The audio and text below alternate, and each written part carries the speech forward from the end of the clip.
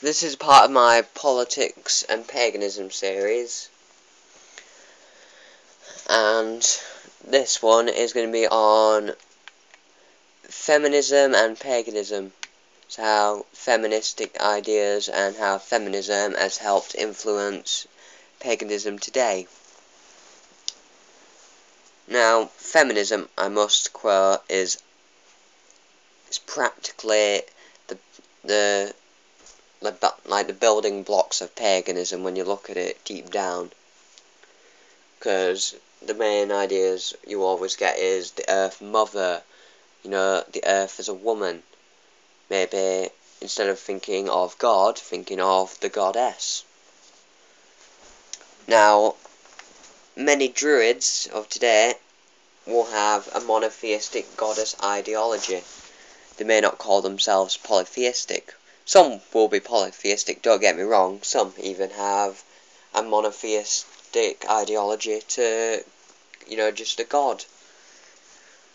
It's a very confusing religion because it's never just one or two. It's always got to be 3 or 4 or 5 or 7 or 20. And then you look at Wicca, for example, which has, the Dianic Wicca, and obviously you get people like Starhawk and Z Budapest, who are Wiccan feminists. And then there's obviously Reclaiming, and it's always been the goddess and the god, or the goddess and the consort. The goddess has always been treated as a higher entity in paganism as a whole. Some, it hasn't been, such as Odinism and Asatru. That's always been either more to the masculine side of stuff, or just basically duality or polytheism.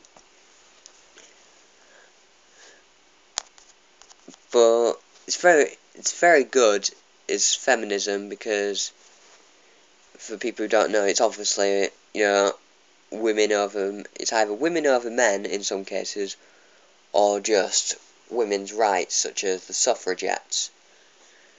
But it has become over the years a very, very feminist and feminist family. Lots and lots of F's. Feminist friendly religion, because of the idea of the Gaia hypothesis, and the Earth Mother, treating the Earth as sacred.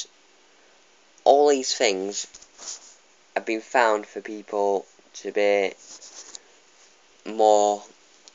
It's been more them than else.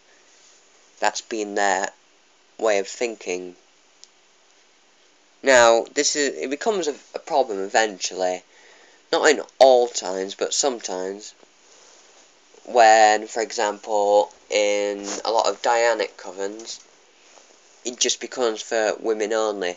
You will get men, and I quote a lot of men who are especially gay. Now, I'm very feminist, but I'm not gay, so I'm not just aiming it directly at them. But you'll get a lot of men who are actually more interested in the feminist side of paganism, but then they can't find it. They can't get to it because Dianic covens and Dianic solitaries won't let them practice with them. They won't share the women's mysteries, as it's called. And it all becomes a confusing thing, because then sometimes men will get treated lower when they're in a feminist coven, if they get the chance to go into one. So it becomes very sexist, does a lot of feminist paganism. But like I say, I do support some of it, if not all.